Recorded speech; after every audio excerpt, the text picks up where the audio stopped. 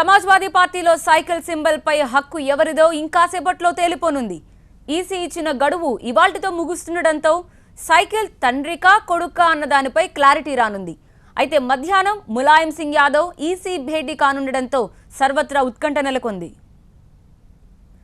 పార్టీలో ఎలాంటి విభేదాలు లేవంటున్న ములాయం రామ్ గోపాల్ పై గుర్రుగా ఉన్నారు.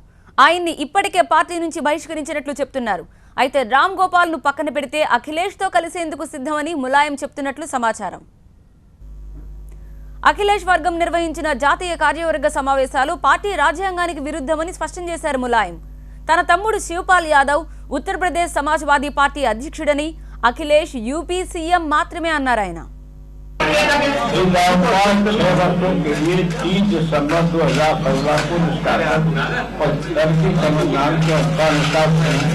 संविधान के अनुसार शासन अधिवेशन का अधिकार नहीं है, यह अधिवेशन दिलाया था।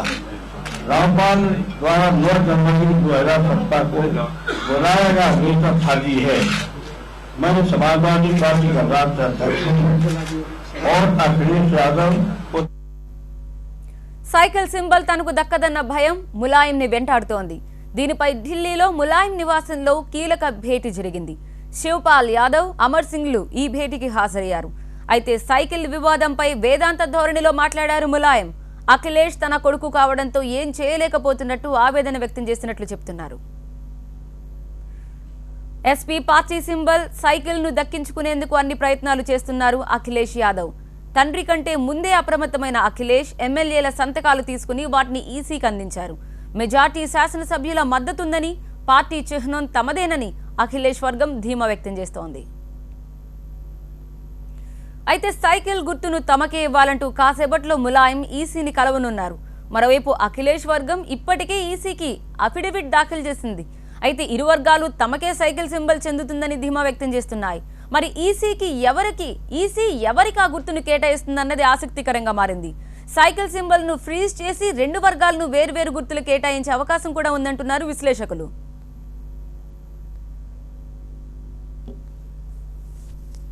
మా ప్రతినిధి మహాత్మా మరింత సమాచారం అందించడానికి ఢిల్లీ నుంచి సిద్ధంగా ఉన్నారు. మహాత్మా, ఒక పక్క కాసేపట్లోనే ఈసీతో ములాయం భేటీ కాబోతున్నట్టుగా తెలుస్తోంది. ఇద్దరికిద్దరు పట్టు వీడట్లేదు, ఇద్దరికిద్దరు ధీమాగానే ఉన్నారు. ఈసీ ఎటువైపు మొగ్గు చూపే అవకాశాలు ఉన్నట్టుగా స్పష్టంగా తెలుస్తున్నాయి. సైకిల్ గుర్తు మీద ఇరు వర్గాలు చేస్తున్న పోరు తుది అంకానికి చేరుకుందని చెప్పుకోవాలి. ఎన్నికల కమిషన్ ఈ రోజునే చివరి తేదీగా చెబుతూ వారికి ప్రమాణ పత్రాలు, అఫిడవిట్లు దాఖలు చేయడానికి చివరి అవకాశాన్ని ఇచ్చింది. 2 వర్గాలు ఈ అఫిడవిట్లు దాఖలు చేయడానికి సిద్ధమయ్యాయి.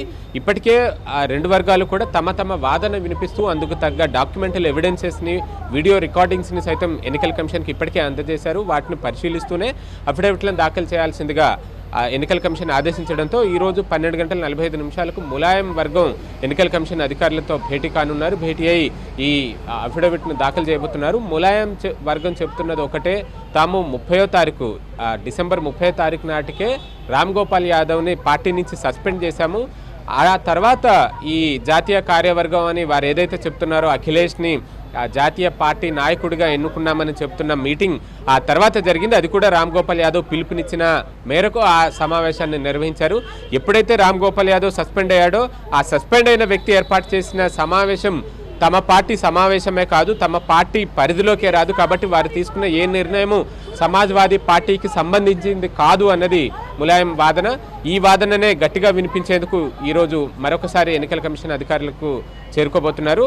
అదే సమయంలో అఖిలేష్ వర్గం తరఫున రామ్ గోపాల్ యాదవ్ పూర్తి స్థాయిలో ఆ డాక్యుమెంటల్ ఎవిడెన్సెస్ అన్నింటినీ ఇప్పటికే కలెక్ట్ చేసుకుని ఎన్నికల సంఘానికి సమర్పించారు.